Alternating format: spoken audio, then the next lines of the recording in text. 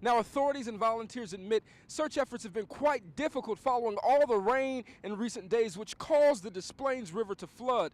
Now that the water is finally starting to recede, teachers say it's not just about money, but another important factor is their evaluation based on results, students' test results that can ultimately cost them their jobs. It's wet and it's heavy, but experts say leaving your driveway covered in snow could only cause even greater problems. Lawmakers say one of the biggest problems with cell phone use while driving now is text messaging, because you take your attention off of the road and onto your cell phone. $4.14 per gallon for regular gas, absolutely crazy. But come fall, hopefully, experts say when you insert your credit card, 94 flights and more than 1,600 stairs. So if it's your first stair climb, here's some tips. First, use the handrail. It's gonna be your best friend. Then, you wanna pace yourself. Last but not least, don't forget your music. Enjoy it on the way up. Protesters marched about a mile to Boeing headquarters in downtown Chicago, and when they arrived, to their surprise, Chicago police outnumbered them.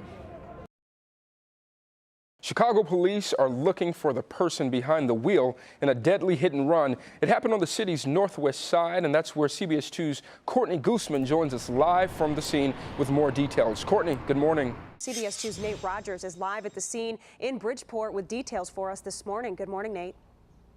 Good morning, Marissa. In the last few hours, the Cook County Medical Examiner's Office has identified this hit-and-run victim as 21-year-old Carissa Hines. A family member told us Hines recently graduated from the American Academy of Art and worked at Bridgeport Coffee House just 2 blocks away. According to police, the driver who hit Hines was going so fast, the impact threw her through the rear window of a parked car, where she landed in the back seat.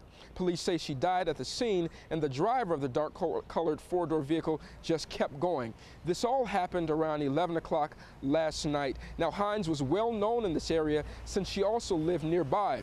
This morning, customers who frequent the Bridgeport Coffee House say their favorite server will be missed.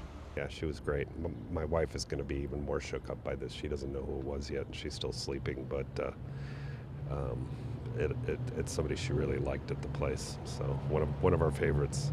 Also, neighbors tell us they believe the car that hit Hines did blow a stop sign. Police are, of course, still looking for that driver. We're live in Bridgeport. Nate Rodgers, CBS 2 News. Marissa? Such a sad story. All right, Nate, thank you.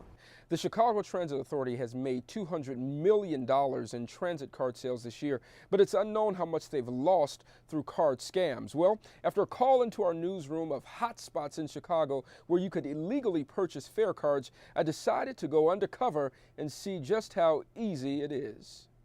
Transit card hustlers aren't disguised. They look like you and me and are often found at bus and train stops loaded with commuters.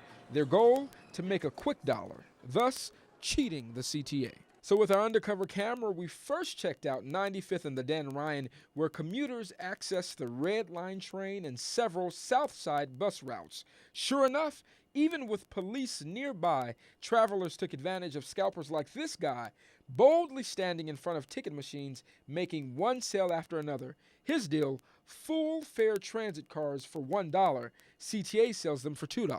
He not only sold cards to me, but the CBS 2 investigative producer seen there in the white shirt bought some as well. He said to me, that same ticket you're about to spend $2 on, I can give you for $1. Days later, we went to Madison and Karlov on the city's west side, where we found a man selling 25 reduced fare cards.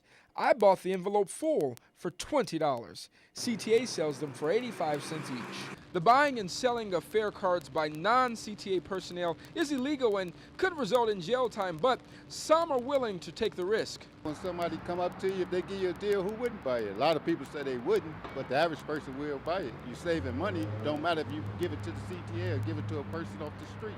Again on Madison Street was our biggest score yet. For $30, I purchased a 4-year reduced fare permit. It allows seniors, children, and the disabled to ride for half price. Just like that. As long as you have the cash, you can always find a deal. Not so much a deal for CTA's president, Ron Huberman. He says the resold transit cards are all misused. We sell millions of dollars worth of passes to not-for-profit entities, providing their clients with the means to get around. Unfortunately, those clients are selling their passes for other purposes. CTA's Ron Huberman also tells us 17 people have been arrested for fare card fraud this year. In addition, the CTA has launched an investigation based on CBS 2's findings. In the control room, Nate Rodgers, CBS 2 News. He is a child. No child deserves what he got, and he doesn't need to be floating around in nowhere land. It's been 2 weeks, few leads, and still no sign of Breon Hunter. But despite that, a group of volunteers are determined to find his body. Stick together. We want to be safe out here. Don't leave anything unturned. Prosecutors say the 1-year-old was brutally beaten by his own mother, Lakeisha Baker, who initially said her son was kidnapped and she was attacked. They pulled up out of the alleyway and told me, then we said, we want to see you right here no more. Start beating me, and all I hear is my baby just screaming.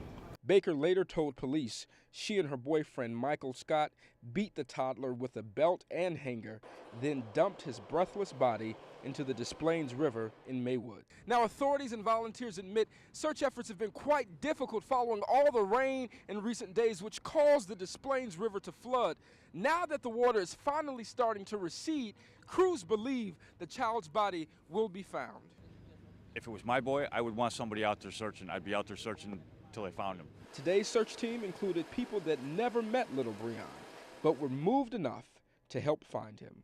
He's a gift from God, and now he's gone, and he needs to be at peace. Now, those volunteers say they will not stop searching until little Breon's body is found. Meanwhile, the child's mother and her boyfriend are charged with his murder. Nate Rodgers, CBS News.